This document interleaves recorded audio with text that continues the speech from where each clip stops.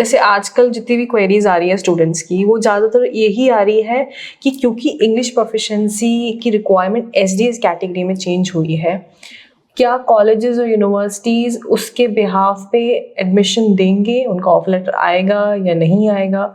ज़्यादातर आजकल स्टूडेंट्स की यही क्वेरीज आ रही हैं। सो स्टूडेंट्स को दो चीज़ समझने की ज़रूरत है कि वीज़ा की रिक्वायरमेंट और कॉलेज की रिक्वायरमेंट दोनों अलग अलग होती हैं। बहुत सारे स्टूडेंट्स अपन को ये भी क्वेरी करते हैं कि मैम वीज़ा में तो ये रिक्वायरमेंट हो गई, अब कॉलेजेस अपने आइल्स स्कोर की या पीटी की रिक्वायरमेंट्स कम करेंगे या नहीं करेंगे।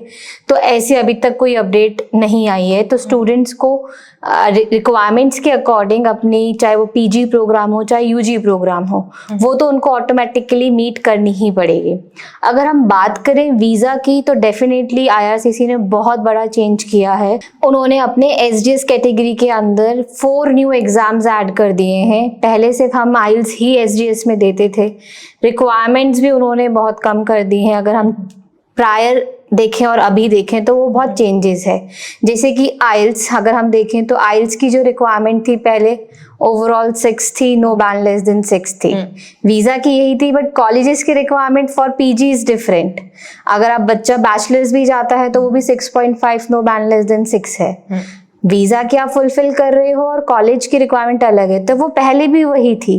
तो अब आईआरसीसी ने अगर चेंजेस किए हैं कि आइल्स में ओवरऑल 6 स्कोर रहेगा, तो डेफिनेटली कॉलेजेस यूनिवर्सिटीज़ अपनी रिक्वायरमेंट चेंज नहीं करने वाले हैं, वो उनकी रिक्वायरमेंट वही रहेगी। तो स्टूडेंट को ये चीज़ बहुत ज़रूरी है समझने की कि कॉलेज की रिक्वायरमेंट अलग फुलफिल करनी होगी उनको और वीज़ा की रिक्वायरमेंट अलग फुलफिल करनी होगी।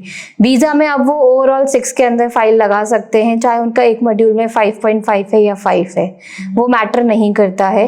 ओवरऑल स्कोर अगर वो 6 करते हैं तो वीज़ा एसडीएस में जाता है।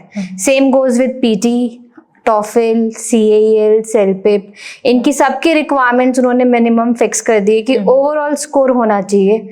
जैसे कि पीटी की रिक्वायरमेंट ओवरऑल 60 है, टॉफिल की 83 है ओवरऑल। अगर हम सीएल की बात करें तो वो भी 60 है और सेलपिप भी 7 है।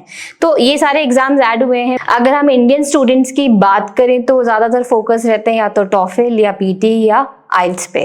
तो ये एग्जाम्स हैं जो स्टूडेंट फोकस्ड हैं। तो स्टूडेंट को समझने की ज़रूरत है, उनको हमारी रिस्पॉन्सिबिलिटी है उनको समझाना कि वीज़ा की रिक्वायरमेंट क्या है और कॉलेज की रिक्वायरमेंट क्या है। जैसे आजकल हमने ये भी बोला है, जो स्टूडेंट पहले ही वीज़ा रिक्वायरमेंट फुलफिल कर रहे हैं अभी के क्राइटेरिया के हिसाब से, वो दूसरे एग्जाम देके अपना ऑफर लेटर ले सकते हैं, and they can file visa through this particular score.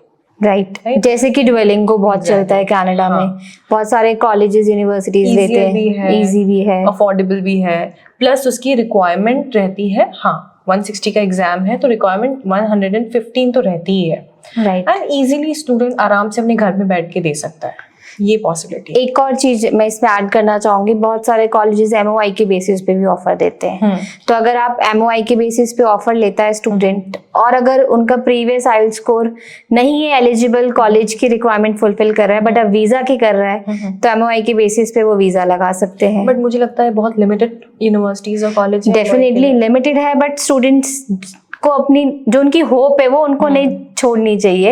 ऐसा नहीं है कि वो जा नहीं सकते अगर उनका आइल्स स्कोर नहीं मीट कर रहा है कॉलेज का।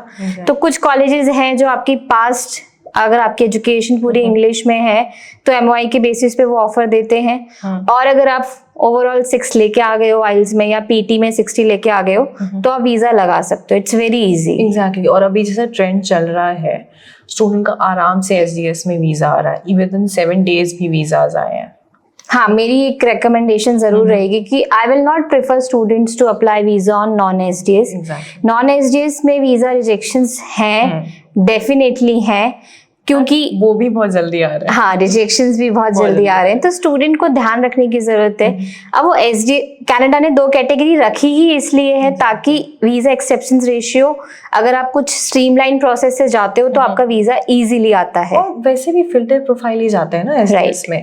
तो हम अगर फाइनेंशियली अच्छे हैं, प्लस हमारा स्कोर अच्छा है, परसेंटेज अच्छा है, तो कोई यूनिवर्सिटी या कंट्री क्यों नहीं लेगी आपको। राइट। तो ये कुछ चीजें हैं स्टूडेंट को ध्यान रखनी चाहिए, एंड एसओपी तो सबसे मेन रोल प्ले करती है वीजा में।